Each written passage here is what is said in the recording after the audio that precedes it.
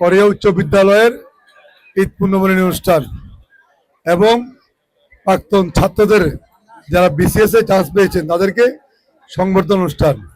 আমি আমার পক্ষ থেকে আপনাদের সকলকে ঈদের শুভেচ্ছা জানাচ্ছি এবং যারা বিসিএস এই প্রশাসনে যারা সুযোগ পেয়েছেন তাদেরকে সবাই একসঙ্গে করতালির মাধ্যমে আমরা অভিনন্দন জানাই।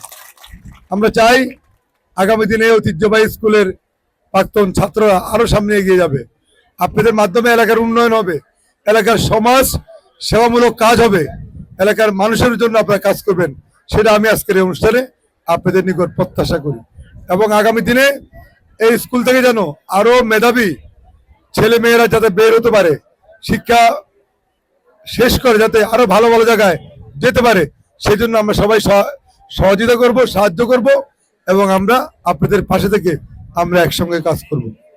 এই ঐতিহ্যবাহী স্কুল, এই স্কুলের উন্নয়ন থেকে শুরু করে সব বিষয়ে আমি ঈদের পরে টিচারদের সাথে কথা বলবো। এখানে যারা এই কমিটিতে আছেন, স্কুল কমিটিতে, তাদের সাথে কথা বলবো।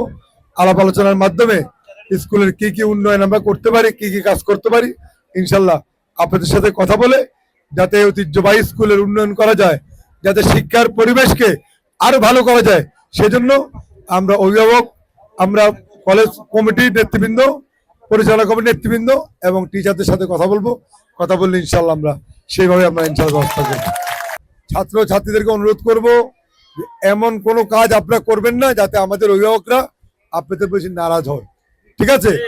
সবসময় মুরব্বীদেরকে সম্মান করতে হবে, টিচারদেরকে সম্মান করতে হবে, এলাকা বিভিন্ন সমাজ সেবামূলক কাজে সাহায্য করতে হবে ইনশাল্লাহ। তাহলে আপনারা অনেক সামনে এগিয়ে যেতে পারবেন। এখানে আমাদের এই যে সনাতন ধর্মের আমাদের ভাই বোনরা আছেন, তাদের একটা শ্মশান নাই, তারা তো অনেক গরিব মানুষ, তাদের বিষয়ে আমি কিছু করতে হবে।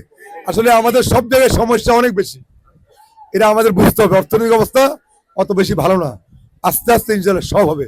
আমাদের ইচ্ছা আছে করার জন্য, মনে রাখবেন আমার ইচ্ছা আছে আপনাদের জন্য কাজ করার জন্য, আপনাদের পাশে যাওয়ার জন্য, আপনাদের বিপদে থাকার জন্য।